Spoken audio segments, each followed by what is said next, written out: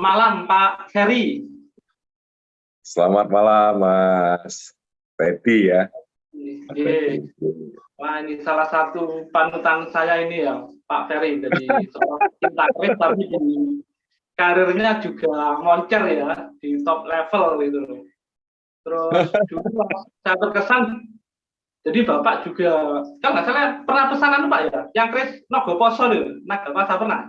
Iya. Saya kalau keris banyak ya. Saya Nogoposo ada. Yang dari Terus kalau nggak salah nih. deh banyak Iya, ada. gini. Nah, gini nih, Macam-macam kok anunya. gini. Jadi koleksinya sudah banyak ini tentunya Pak ya. Sebetulnya kalau saya sebenarnya dulu awalnya suka keris itu ya pasti mengkoleksi gitu ya. Pasti mengkoleksi. Awalnya juga semakin banyak, semakin seneng, namanya juga mengkoleksi gitu ya. Tapi dalam perjalanan semakin paham gitu, semakin saya kurangin jumlahnya, tapi mungkin kualitasnya semakin meningkat. Kemudian tahap berikutnya, saya berpikir bahwa kayaknya kita ini punya tugas dua gitu. Yang pertama adalah mewarisi budaya Tosan Aji ini atau budaya keris ini dari para leluhur, tapi juga mewariskan budaya ini kepada generasi berikutnya, gitu. Sehingga level berikutnya saya malah berpikir kalau hanya mengkoleksi saja kayaknya kurang gitu, Mas Edi. Harusnya membuat baru untuk bisa diwariskan kepada generasi yang akan datang. Jadi levelnya sudah apa ya? Nanti mewariskan sesuatu kepada generasi yang akan datang. Tetapi mewarisi juga harus kita jalani, gitu. Oh, ya. Nah, itu juga yang jadi istilahnya apa ya? Kita di komunitas perkerisan, jadi memang punya keinginan jadi melestarikan ya, terutama yang untuk generasi berikutnya gitu Pak. Nah, Iya. saya kan baru yang saya lakukan pribadi, ini kan iklan transfer informasi aja dari teman-teman pecinta keris, senior, dari baca buku, terus saya informasikan ke teman yang lain lewat YouTube saya gitu loh. Kalau Bapak kan sudah menjadi contoh, jadi Bapak sudah istilahnya memberi contoh, jadi sudah bukan istilahnya menggurui, bukan ya, kita guru tapi langsung lihat gitu loh, kalau saya lihat Bapak selama ini gitulah. Nah, mungkin Bapak ada istilahnya kayak cara ya, soalnya saya dengar dari beberapa kali di media sosial ada istilahnya kayak acara besar ini yang apa namanya Grace for Peace itu loh. Ini penasaran, ini saya cari informasinya ke siapa gitu, terus saya dapat katanya bisa ngomong ke Pak Ferry ini, wah kebetulan nih, jadi salah satu panutan, terus bisa tanya langsung gitu. Mungkin bisa cerita sedikit Pak, itu kira-kira tujuannya apa atau kenapa sih kok mengadakan acara itu, terus paling nggak sasarannya itu ke siapa Pak itu?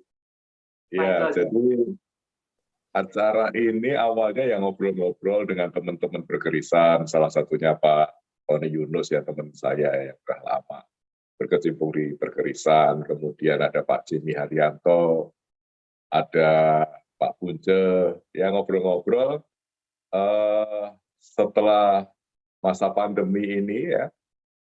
Tahun lalu kita pada saat masih pandemi kan berhasil membuat acara juga, walaupun ya disesuaikan dengan protokol kesehatan pada waktu itu. Nah sekarang pandemi sudah mulai berkurang, sudah mulai normal lagi. Kita mau ada acara apa ini? Sudah lama dunia perkerisan tidak ada acara yang bisa kita lakukan bersama-sama. Nah, akhirnya kita sepakat lah, kita teman-teman ini sepakat untuk merencanakan membuat suatu event yang mestinya sebesar atau lebih besar dari acara Grace for the World tahun 2010 yang lalu. Jadi sudah 12 tahun yang lalu itu kita pernah mengadakan acara Grace for the World di acaranya di Galeri Nasional, itu di Gambir, dan menurut saya cukup meriah dan cukup menginspirasi dunia perkerisan kita, sehingga dunia perkerisan semakin maju dan berkembang, banyak generasi-generasi muda yang tertarik gitu. Nah, saatnya sekarang mau ada acara apa ini?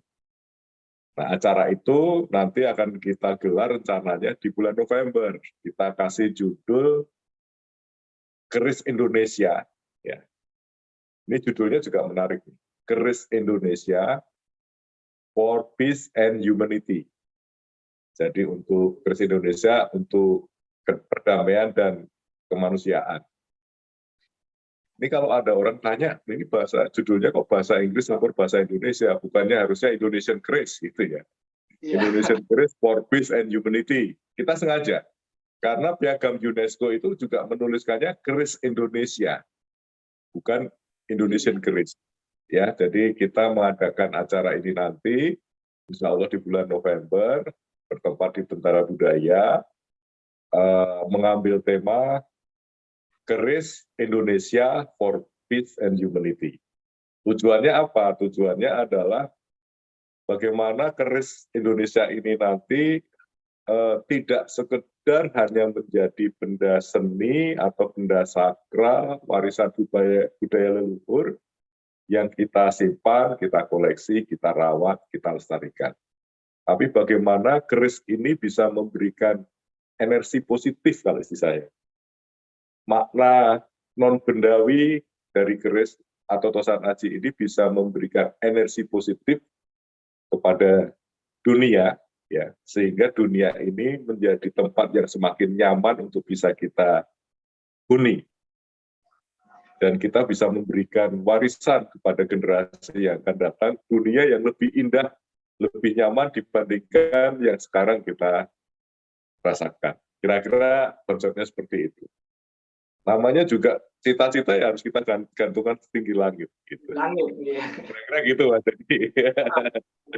Ini memang sangat menarik ya, Pak. Menurut saya pribadi ya. Jadi keris jadi istilahnya untuk sudah dunia lah, mengglobal lah. Dan saya merasa memang itu salah satu langkah awal ya. Jadi pengenalan lah minimal ke internasional ya, yang acara November itu tadi. Nah, ini kira-kira kalau yang untuk istilahnya masyarakat kita sendiri, Pak, terutama generasi muda ya. Ini mungkin kaitannya nanti dengan bocoran, kira-kira ada acara utamanya apa. Itu kan generasi muda kita itu banyak yang saat ini kayak tertarik kayak budaya luar, entah itu kayak film Korea, lagu-lagu Korea atau yang lain. Kayak gitu. Bahkan untuk mengisi waktu luang pun mereka lebih suka game online daripada belajar tentang budayanya sendiri. Salah satunya. Nah, kira-kira mungkin ada nggak acara di pameran itu yang kira-kira bisa menarik paling nggak di masyarakat kita sendiri dulu gitu, Pak? Kira-kira ada, bocoran aja, gitu mungkin ada. Kita memang mengkonsep acara ini cukup nantinya nggak sekedar 1 atau 2 hari gitu, minimal 5 hari, syukur-syukur bisa 7 hari gitu ya. Nah, selama itu tentunya yang agenda utama ya pasti yang berhubungan dengan perkerisan, ada kita berikan ruang untuk teman-teman keris smart ya, para trader keris untuk bisa bertransaksi di situ, saling tukar menukar informasi atau koleksi, barangkali ada barang yang atau keris yang disukai itu yang biasa dilakukan. Tetapi juga dari hari ke hari akan kita isi sehingga acara ini benar-benar bernas gitu ya, punya makna sesuai dengan tema yang kita berikan. Tentunya tema itu tidak hanya saat ini gitu ya, tapi kalau bisa keris ini bisa membawa perdamaian dan kemanusiaan itu sustain. Nah, ini juga artinya kita juga harus bisa memberikan ruang bagi generasi penerus para milenial sekarang ini untuk bisa berkiprah di acara ini. Kita sudah menyiapkan beberapa materi yang mestinya nanti menarik buat teman-teman generasi milenial, termasuk tidak hanya pada saat mengisi acara ya, tetapi juga yang berhubungan dengan publikasi. Kita juga libatkan para milenial nih. Kalau zaman dulu publikasi mungkin sangat tradisional ya, kita sampaikan melalui undangan atau melalui ketok tular ya. Nah, ini sekarang kita akan memanfaatkan para YouTuber. Para YouTuber, medsos ya, pakai Instagram, pakai endorser gitu ya, sehingga acara ini bisa menjadi daya tarik tersendiri bagi generasi muda. Saya tidak khawatir sebetulnya dengan generasi muda menjadi penerus warisan budaya leluhur ini. Mungkin masalahnya mereka banyak yang belum tahu. Ataupun kalau tahu, informasinya salah. Karena selama ini keris itu lekat atau identik dengan peralatan perdukunan, ya, misalnya seperti itu, atau benda-benda mistik sirik, misalnya seperti itu. Saya rasa kalau informasinya seperti itu, jangankan kita ajak, mereka pasti menjauh gitu ya. Mendekat saja nggak mau, jangan kita ajak. Nah, informasi-informasi ini di awal yang harus kita betulin dulu, sehingga teman-teman adik-adik generasi milenial itu mendapatkan informasi yang betul. Kemudian punya, mereka ini kan generasi milenial itu punya keingintahuan yang tinggi. Nah, dengan demikian, dengan keinginan tahuan mereka yang tinggi ini, kita harapkan mereka bisa ikut serta dalam acara November nanti, Keris Indonesia for Peace and Humanity, dan mereka juga mengisi. Nanti acaranya banyak, misalnya yang berhubungan dengan lomba desain, ya, lomba desain konten misalnya seperti itu, macam-macam yang berhubungan dengan dunia milenial sekarang.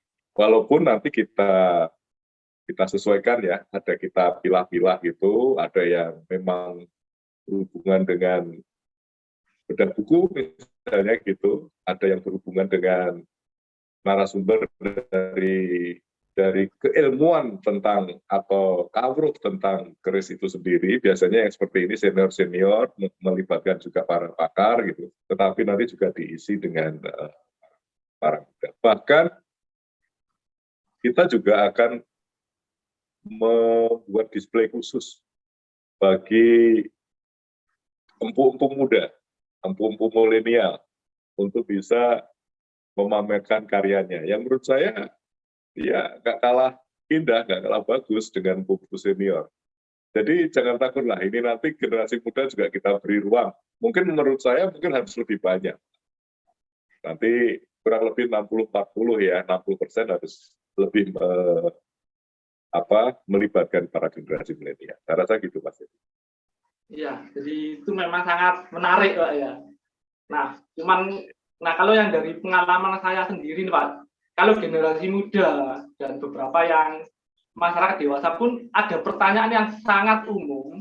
Jadi yang saya sendiri pun kadang-kadang sulit menjawabnya gitu lah. Mungkin Bapak mungkin nanti ada jawaban. Jadi pertanyaannya gini, sebenarnya kita punya keris atau mengkoleksi keris itu buat apa sih, manfaatnya apa? Jadi seperti itu. Kalau kita yang hobi, sama-sama hobi, jawabnya enak. Tapi ketika yang mereka bukan penghobi, yang awalnya nggak suka itu agak bingung. Nah mungkin Bapak ada mungkin bisa menjelaskan sedikit, siapa tahu yang melihat video ini. Iya.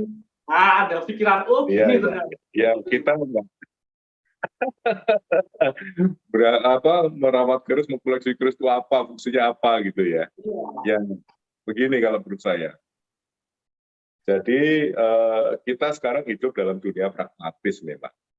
Kalau dunia pragmatis itu ciri-cirinya itu presisi ya, satu-satunya tidak terbantahkan ya seperti itu. Tapi sebenarnya pragmatisme yang berhubungan dengan fakta itu belum lengkap. Ya, harus dilengkapi dengan makna. Harus makna. Ya. Nah, kadang-kadang kalau kita bicara fakta, mungkin tidak ada fungsinya kalau kita lakukan untuk kehidupan sehari-hari.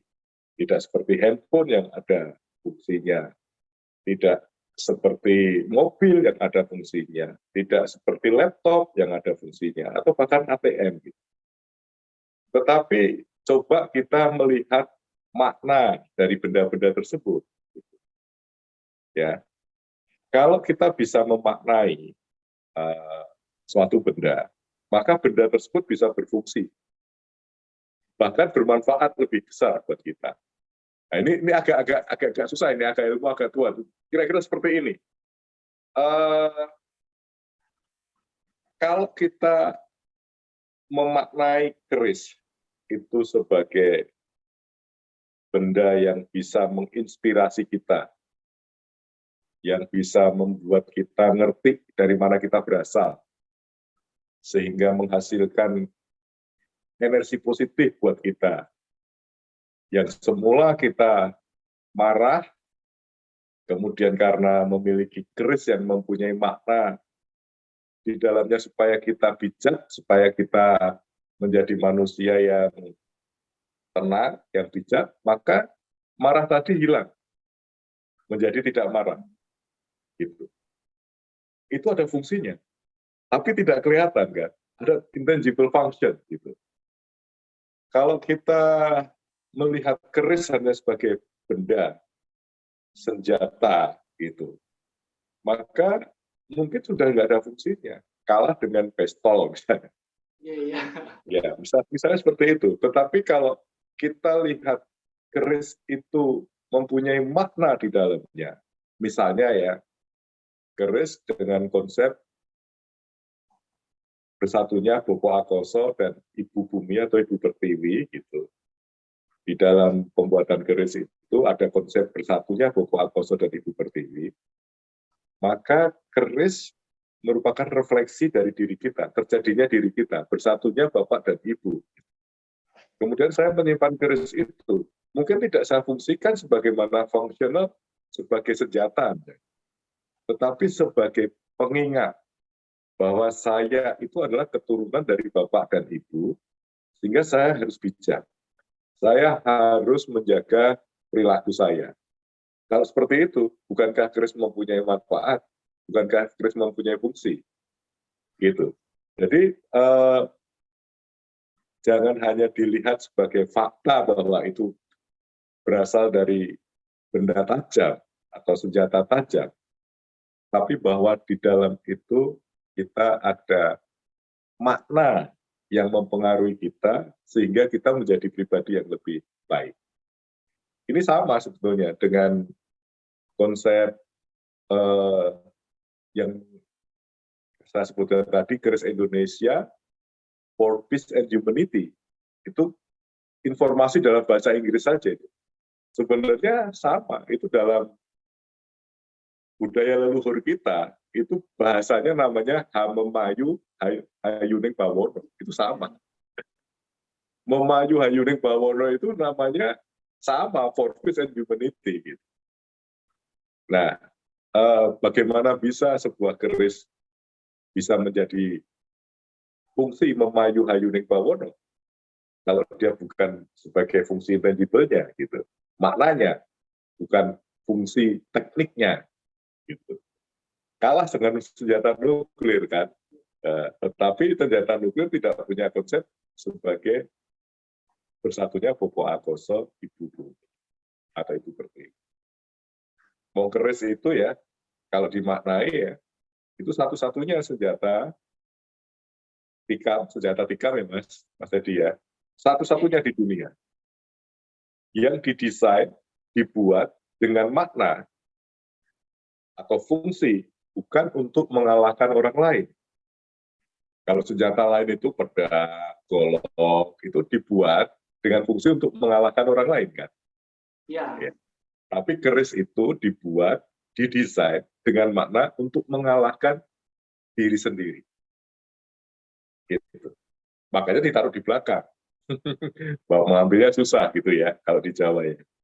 Itu artinya kalau kita memiliki keris, itu membuat kita menjadi pribadi yang lebih aris, jadi bijak gitu.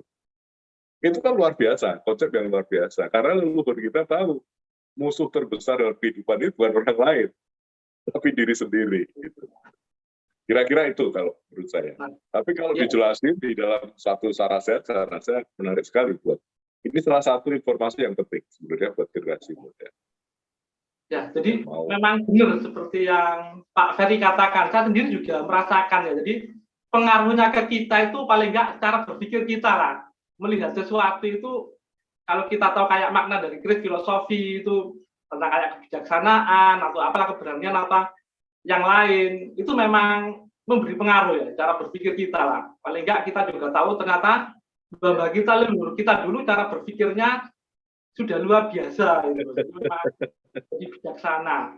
Nah ini paling jadi nggak sabar ini Pak sebenarnya kalau ke acara yang November nanti. Bedanya fakta sama makna itu. Jadi nggak sabar. Maksudnya pengen ketemu langsung dengan senior-senior seperti Pak Ferry ini ya, yang sudah memberi contoh, bukan guru yang ngajari gitu, tapi sudah level memberi contoh gitu loh. Dan saya sendiri, insya Allah nanti saya juga akan ke sana gitu loh, karena memang tak lihat kalau dari konsepnya tadi, terus apa saja yang akan dilakukan, apalagi kalau ada sarasehan yang membahas seperti yang Bapak katakan barusan tadi, nanti lebih detail, pasti kayaknya jauh lebih menarik nanti itu. Ya. Dan salah satu kuncinya kalau menurut saya ya, salah satu untuk kemajuan berkerisan budaya keris ini, apalagi untuk merangkul para generasi muda, generasi milenial, itu kita harus bisa menerima konsep kontemporer. Jadi kan selalu ada dikotomis antara pakem dan kontemporer gitu. Menurut saya pakem ya, keris-keris pakem itu tidak terjadi begitu saja. Karena katakanlah ada 200 jenis keris pakem, apa lahir barengan? Kan enggak. Jadi dari 1 ke 2, 2 ke 3, 3 ke 4 dan sebagainya. Artinya ada konsep kontemporer pada saat bertambah jumlah pakem. Nah, pakem adalah kalau menurut definisi saya kontemporer yang bisa diterima, yang akhirnya menjadi pakem. Nah, generasi muda ini menurut saya punya ruang yang luas, kebebasan untuk menerima hal-hal yang bersifat kontemporer. Untuk itu sebenarnya kalau menurut saya pribadi ya, para leluhur juga menerima konsep kontemporer itu, walaupun istilahnya adalah nunggak semi. Gitu. Ya, nunggak itu pokok pohon gitu, semi itu semian, bersemi gitu. Nah, semi ini adalah kontemporer. Ya, yang kalau dia diterima akan menjadi satu dengan pokok itu untuk menjadi pokok lain pada generasi berikutnya gitu. Nah, menurut saya nggak usah takut bahwa kalau seseorang generasi muda pengen membuat keris yang di luar pakem, silakan saja. Ya, selama nanti kontemporer itu bisa diterima oleh masyarakat penggemar keris, ya itu akan jadi pakem. Salah satu contohnya keris gelombang cintanya Mbak Kambi, itu bukankah itu kontemporer, tapi sekarang jadi pakem karena banyak direproduksi kan. Gitu. Silakan saja. Jadi jangan takut, pakem bukan threshold atau bukan barrier, tapi kontemporer merupakan opportunity. Kalau nanti bisa diterima, bisa masuk jadi bagian dari pakem. Gitu. Saya kan diminta untuk sama panitia untuk membuat patakannya ini Mas Edi. Wah, iya ini. Saya diminta untuk membuat patakannya. Itu kan tidak mudah. Jadi bagaimana pataka ini sebagai maskot atau lambang atau simbol acara ini. Saya sengaja membuat kombinasi antara pakem dan kontemporer. Gitu.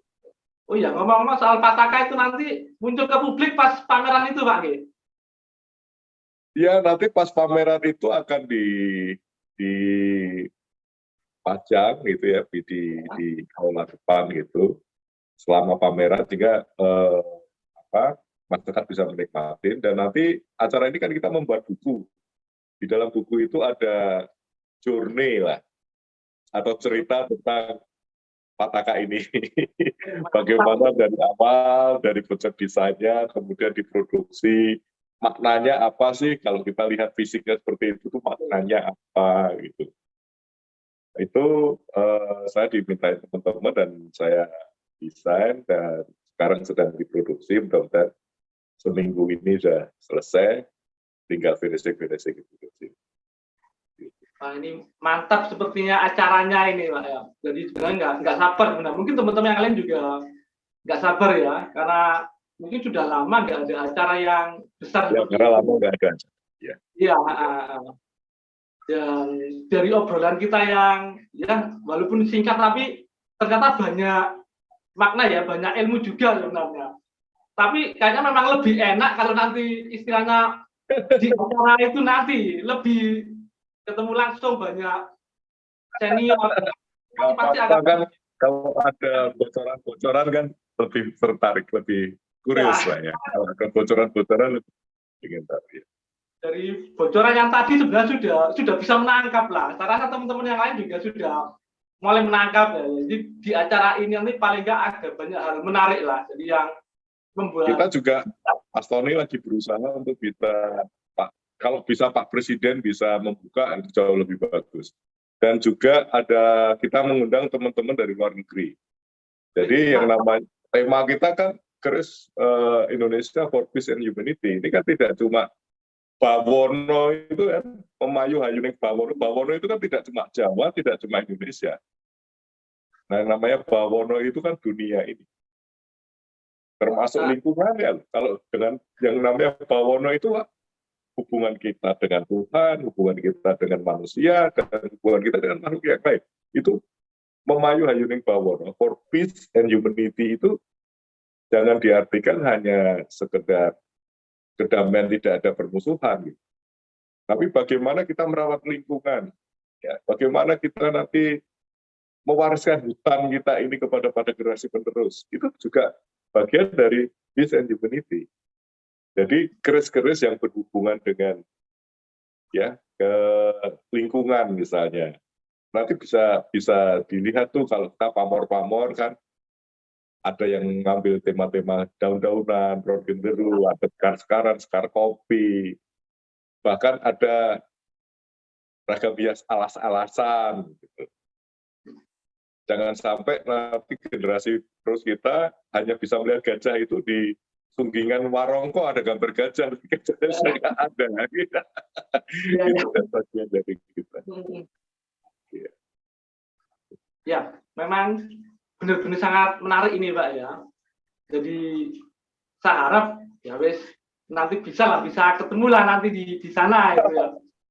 Ya saya juga heran tuh teman-teman kok minta saya yang bikin mendesain patakannya. Mungkin karena saya selama ini banyak mendesain, mengeluarkan hampir setiap tahun tuh saya bikin minimal 3 ya, ada kadang-kadang sampai 5 itu produk-produk baru yang dinamakan Kamardikan. Ya kadang saya bikin keris, kadang bikin wedung ya, seperti contoh ini saya ada wedung buatan Mbak saya. Nah, ini wedung saya, ada handle-nya berupa apa? Dari gigi ikan paus. Jadi warangkanya saya buat di Bali gitu. Wedung saya, kemudian ada juga wedung yang saya bikin, wedung Rojomolo ini dengan handle berbentuk Rojomolo gitu. Ini kalau dibuka ya dalamnya ya Rojomolo gitu. Nah, itu ada Rojomolo. Rojomolo ngadep sana, Rojomolo ngadep sini gitu. Nah, ini juga wedung ya. Tuh, ini ada Rojomolo. Kemudian saya juga bikin kalau berupa keris kadang berbentuk betok ya, betok besar gitu, kayak Singosari. Nah, seperti ini. Ini dibikin di Madura, ada binatangnya, handle-nya pakai gading, misalnya seperti ini. Dan kemarin yang terbaru saya juga bikin ini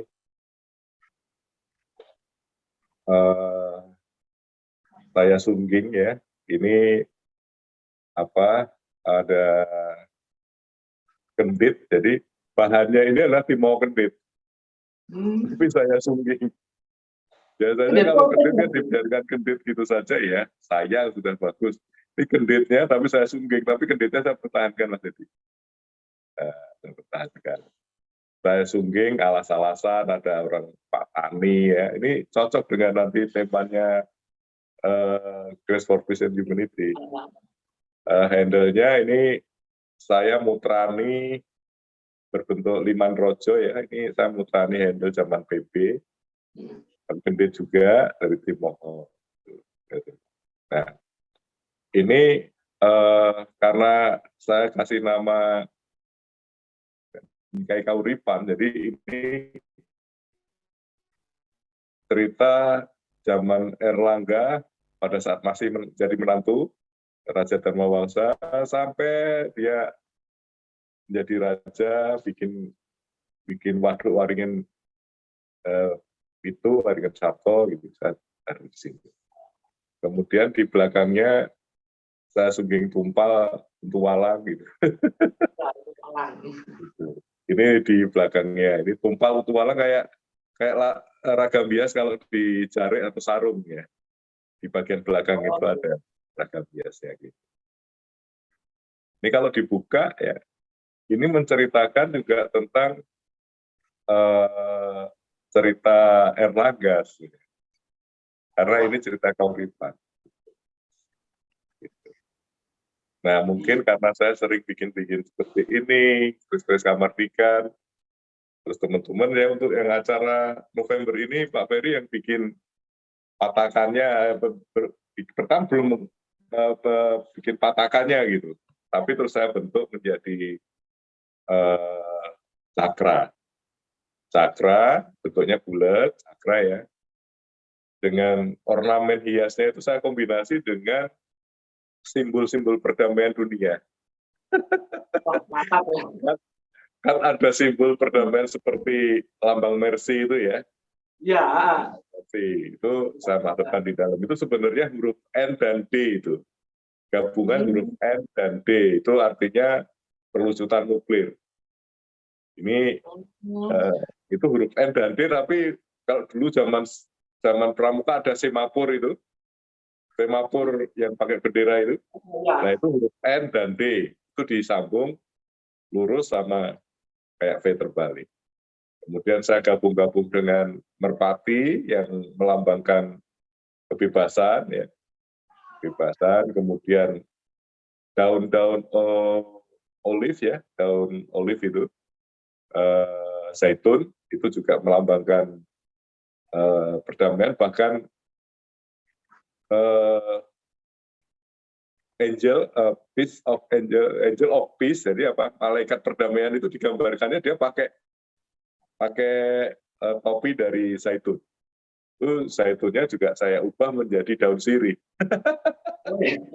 Ya karena kita pakai budaya kita daun sirih, kemudian menjadi macam.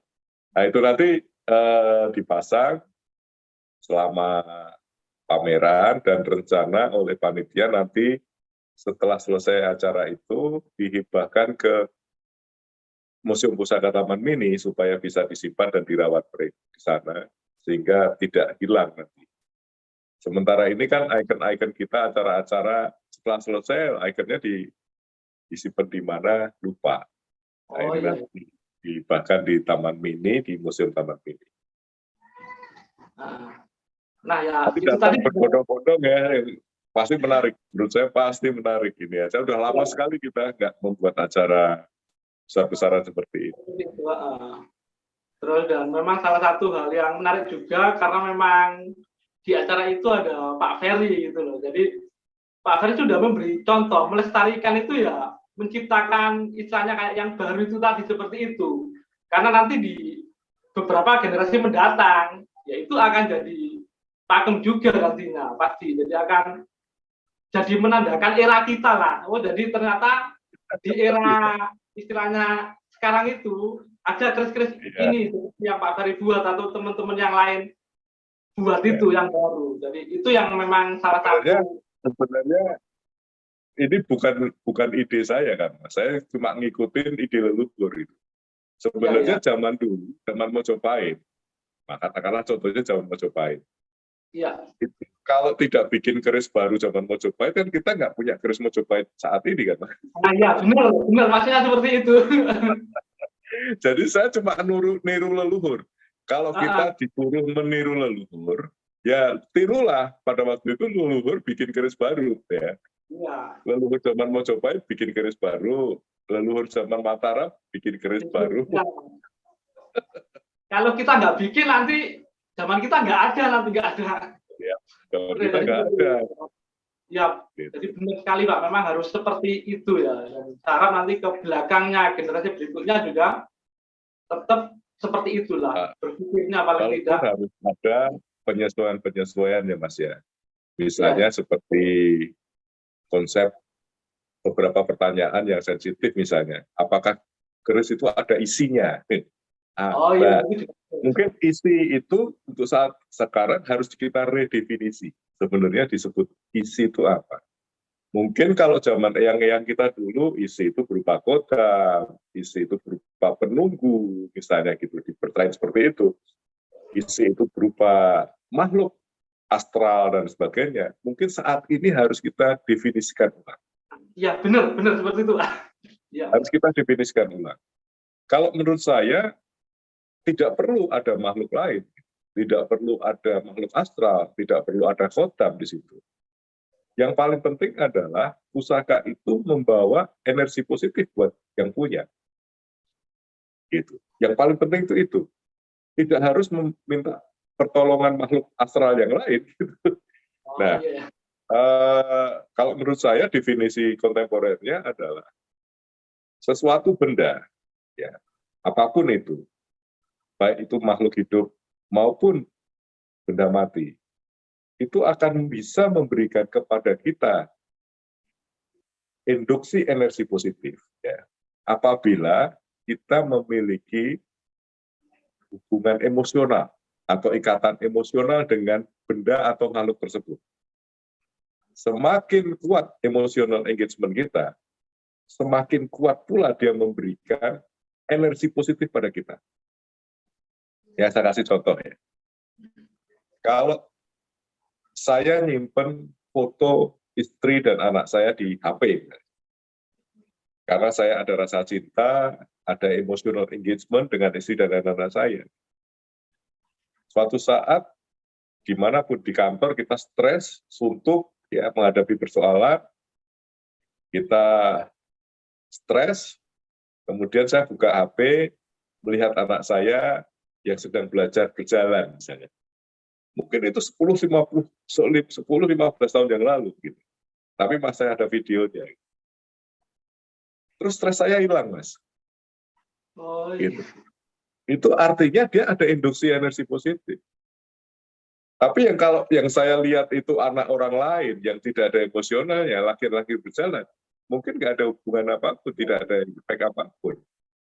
Gitu. Nah, bagaimana sebuah pusaka ini bisa memberikan efek positif pada kita? Maka intimi pusaka itu.